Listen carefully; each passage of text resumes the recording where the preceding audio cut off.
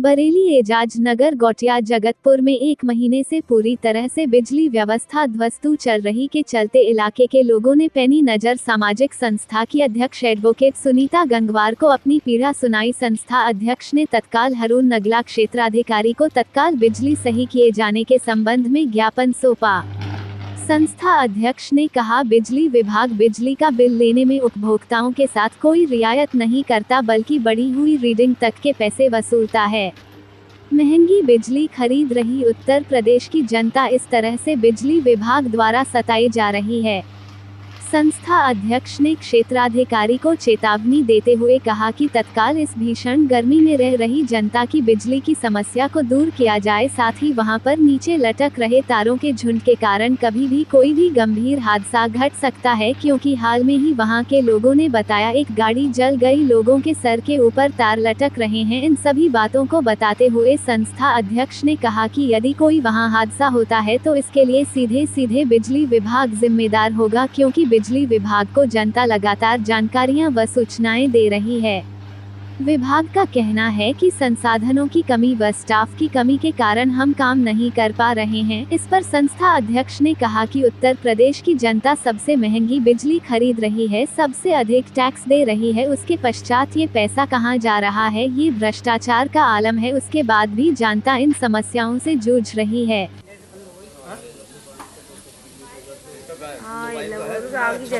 गाड़ी का फोटो तो ले लो, फोटो लेने के लिए कि आज तो ये हुआ, कल को कोई मर गया तो। हाँ और क्या, वही देख ले सही भाई करा थोड़ा इधर से ले ले।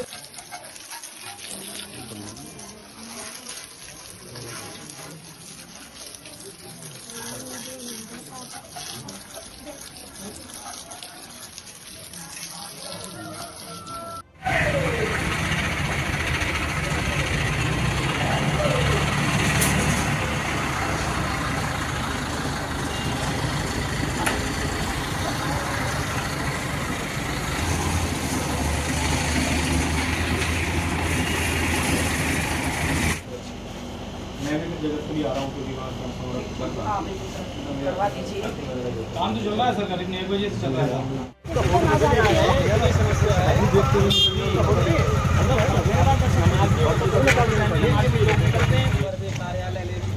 जी मैडम, क्या मामले माना हुआ है? यहाँ पे एजाज नगर गोटिया के और जगतपुर के लोग आए हुए हैं और वहाँ पर बिजली व्यवस्था लगभग 1 महीने से ध्वस्त चल रही है।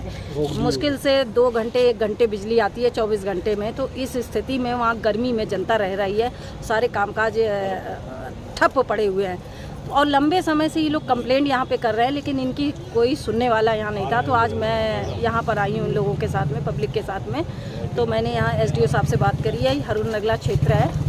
तो उन्होंने आश्वासन तो दिया है कि आज ही ट्रांसफार्मर पहुंचा है, नया ट्रांसफार्मर, क्योंकि वो ट्रांसफार्मर बेकार हो चुका था।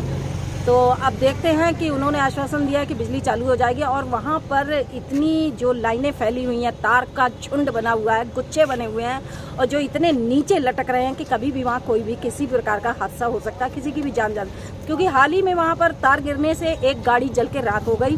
और इस तरह तार इतने नीचे लटके हुए हैं कि अगर थोड़ा सा भी आदमी लंबाई ज़्यादा हो तो उसके सर में टच कर जाएगा, या हाथ वो उठा दे तो उसके हाथ में टच हो जाएगा। तो इस तरह की एक भयानक स्थिति बनी हुई है। तो मैंने भी यहाँ क्षेत्राधिकारी महोदय से ये कहा है कि आप तत्काल इस समस्या को देखिए, वरना अगर वहाँ कोई हादसा हो गया तो फिर एक बहुत बड़ा पब्लिक हंगामा कट सकता है। तो ऐसे हादसे ना होने पाए, इस बात का बिजली विभाग को ध्यान रखना चाहिए। और यही नहीं, बिजली विभाग से आम जनता हर जगह परेशान है।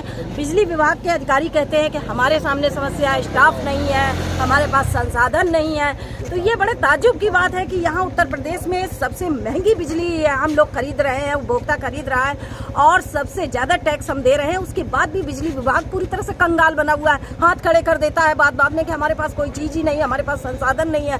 तो ये जो टैक्स हम दे रहे हैं ये कहाँ जा रहा है? इसका मतलब ये भ्रष्टाचार की भेंट चढ़ रहा है, जिसके कारण बिजली व्यवस्था उत्तर प्रदेश में पूरी तरह प्रभावित है, पूरी व्यवस्था बनी हुई है।